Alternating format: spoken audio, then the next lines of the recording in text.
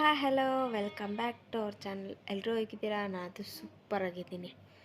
Actually ಹೇಳ್ಬೇಕಾದ್ರೆ ಈ video ಯಾವಾಗಲೂ ಅಪ್ಲೋಡ್ ಮಾಡಬೇಕಿತ್ತು.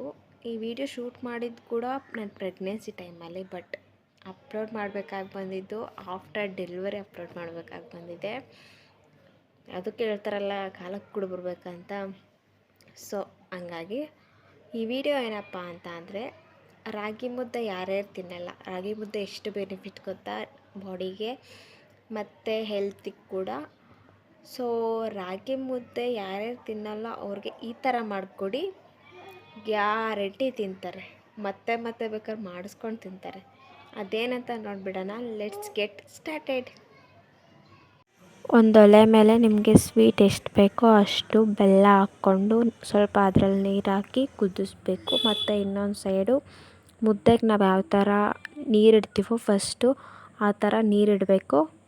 ಮತ್ತು ಇನ್ನೊಂದು ಕಡೆ ಸ್ವಲ್ಪ ಕಡಲೆ ಮತ್ತು ಅದರೊಳಗಡೆ ಏಲಕ್ಕಿ ಹಾಕಬೇಕು. ಏಲಕ್ಕಿ ಹಾಕಿ ಗ್ರೈಂಡ್ ಮಾಡಬೇಕು. ಏಲಕ್ಕಿ ಹಾಕಿದ್ರೆ ಫ್ಲೇವರ್ ಚೆನ್ನಾಗಿರುತ್ತೆ. ಆ ಪೌಡ್ರನ್ನ ಸೈಡಿಗೆ ತೆಗೆದಿಟ್ಟು ಹಸಿ ಕೊಬ್ಬರಿ ಗ್ರೈಂಡ್ ಮಾಡ್ಕೊಳ್ಬೇಕು. ಮತ್ತು ಈ ಕಡೆ ಮುದ್ದೆಗೆ ನೀರಿಟ್ಟಿದ್ವಲ್ಲ ಅದರೊಳಗಡೆ ಹಿಟ್ಟು ಹಾಕ್ಬಿಟ್ಟು ಕುದಿಸ್ಬೇಕು ಲೋ ಫ್ಲೇಮಲ್ಲಿ. ಮತ್ತು ಬೆಲ್ಲ ಹಾಕಿಟ್ಟಿದ್ವಲ್ಲ, ಬೆಲ್ಲ ಕರಗಿದೆಯೋ ಇಲ್ವೋ ಅಂತ ನೋಡಿ.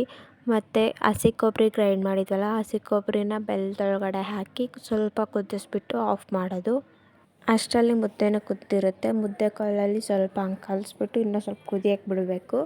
5 ಮಿನಿಟ್ಸ್ ಆದಮೇಲೆ ಲೋ ಫ್ಲೇಮಲ್ಲಿ ಅದೇ ಥರ ಕಲಿಸ್ತಾ ಇರಬೇಕು. ಮತ್ತು ಅದನ್ನು ಕೆಳಗಡೆ ಇಳಿಸ್ಕೊಂಡು ಕ್ಲೀನಾಗಿ ಉಂಡೆ ಉಂಡೆ ಇಲ್ಲದೆ ಇರೋ ಥರ ಕಲಿಸ್ಕೊಬೇಕು.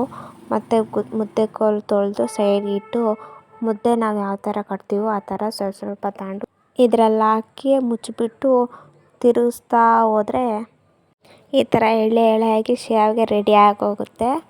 ನಮ್ಮ ಕಡೆ ಇದನ್ನು ಶಾವಿಗೆ ಅಂತಾರೆ, ನಿಮ್ಮ ಕಡೆ ಏನಂತಾರೋ ಕಮೆಂಟ್ ಮಾಡಿ.